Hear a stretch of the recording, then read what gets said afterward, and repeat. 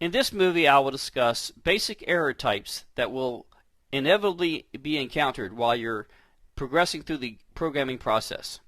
Errors are classified in three categories: syntax errors, logic errors, and runtime errors. Syntax errors are simply when you make a mistake in a violation in a rule of the language.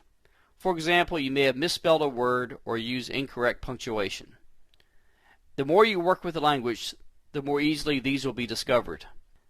Syntax errors must be corrected in order for you to continue the programming process. Logic errors are more difficult to spot. That is because output is being produced, but the results are not correct.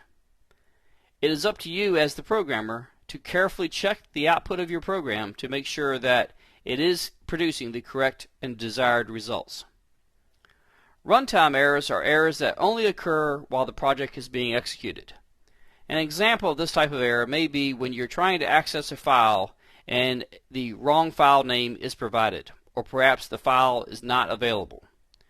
That is considered a runtime error. I will now open a program already created in the Visual Basic environment. In this sample program, I have a program already designed and coded. The purpose of this program is to demonstrate some simple error types. The objective of this program, when executed, is to accept two numbers and then to add those two numbers together.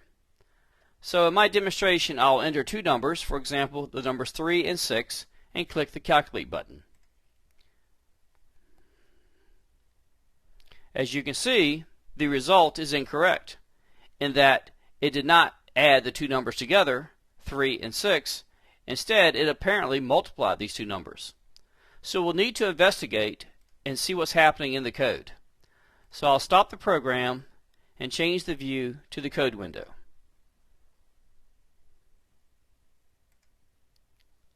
I'll close some of the other windows so we can get a better look at the code. As you can see, the Calculate button has one line of code which is simply placing into the label called Answer Label the result of one number and two numbers being multiplied. The asterisk is the multiplication symbol in Visual Basic. This is an example of a logic error.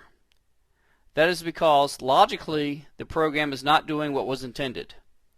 As you can see by the comment, it was supposed to calculate and display the sum of the two numbers entered, not the product. In other words, it should have added the two numbers rather than multiply the two numbers.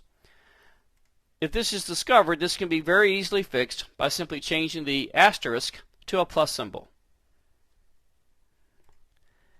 And now we can run the program once again and we can test our program. So again, I'll enter the numbers 3 and 6 and click Calculate. And as you now see, the answer is indeed correct, which is 9. You want to take care in that you choose appropriate test data. For example, if I choose the number 2 in both entries and click Calculate, you'll notice I get the number 4. But that's not really appropriate test data, because 2 plus 2 is 4, and obviously 2 times 2 is 4 also. So you want to test your program thoroughly and use appropriate test data. Now we'll stop our program and return to the code window, and let's introduce some syntax errors. For example, if I remove the number 1 from the text box called number 1, you notice immediately I get a blue squiggly line, and when I hold the mouse over that blue line, I get a tooltip that tells me the number text box is not declared. The assumption here is that the text box on the form, that is this text box, is actually the text box called number 1 text box. And this text box is number 2 text box. So back in my code, when I incorrectly reference number 1 text box simply as number text box, as you can see, I'm getting an error message. If I ignore this error message and try to run the program, I receive the message that says there were build errors. Would you like to continue and run the last successful build? Be careful here. If I answer yes, then it's going to run the last successful executable version of this program, which was the previous program which I ran before. And that would not aid me in determining what the problem is here. So I want to answer no to this question, and as you can see, I get an error list, and it tells me that the number text box is not declared. It also provides a line and a column number where the error is occurring.